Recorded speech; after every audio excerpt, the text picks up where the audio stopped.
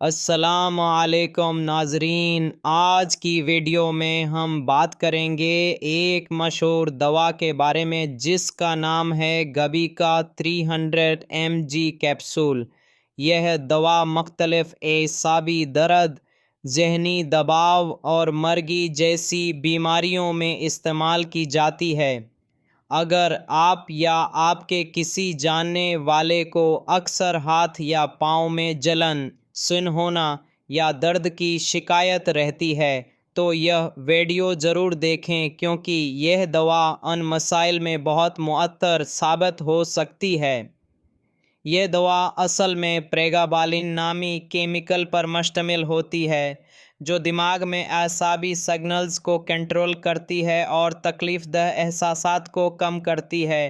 اسے عموماً نیوروپیتھک پین یعنی اعصابی درد میں استعمال کیا جاتا ہے، جیسے کہ شوگر کی وجہ سے پاؤں میں جلن یا سوئیاں چبھنے کا احساس ہو، یا پھر کسی چوٹ کے بعد اعصابی نظام متاثر ہو گیا ہو۔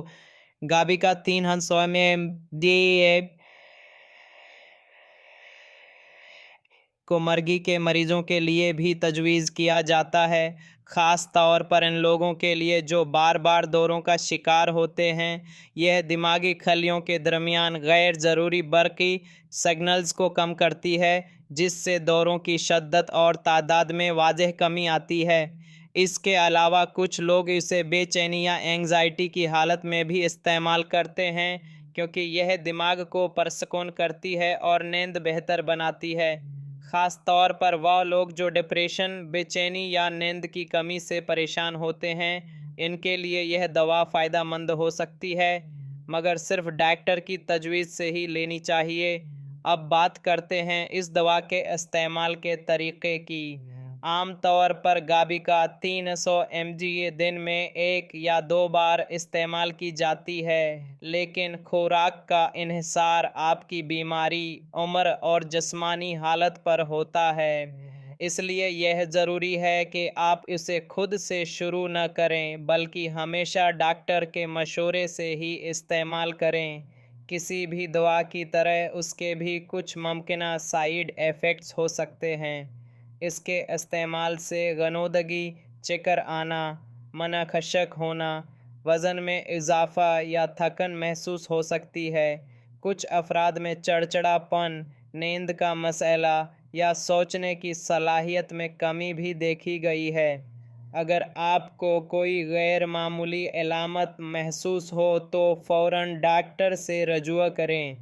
ایک اور اہم بات یہ ہے کہ گابیکا کو اچانک بند نہیں کرنا چاہیے، خاص طور پر اگر آپ اسے لمبے عرصے سے استعمال کر رہے ہیں۔ اس کی اچانک بندش سے دورے، بے چینی یا دیگر علامات واپس آ سکتی ہیں۔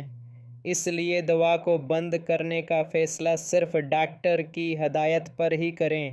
خواتین جو حاملہ ہیں یا بچے کو دودھ پلا رہی ہیں، انہیں یہ دوا استعمال کرنے سے پہلے ضرور اپنے معالج سے مشورہ کرنا چاہیے۔ اسی طرح اگر آپ کسی اور دوا کے ساتھ اسے لے رہے ہیں تو ڈاکٹر کو ضرور بتائیں تاکہ کوئی منفی تعامل نہ ہو۔ آخر میں، یہ دوا ایک طاقتور دوا ہے اور اسے صرف ڈاکٹر کے مشورے سے ہی استعمال کرنا چاہیے۔ یہ اعصابی درد، مرگی، بے چینی اور نیند کی خرابی میں فائدہ مند ہو سکتی ہے، مگر احتیاط لازمی ہے۔ امید ہے آپ کو یہ ویڈیو پسند آئی ہوگی۔ اگر آپ کو معلومات مفید لگی ہوں تو ویڈیو کو لائک کریں، چینل کو سبسکرائب کریں اور اپنے دوستوں کے ساتھ ضرور شیئر کریں۔ اللہ حافظ۔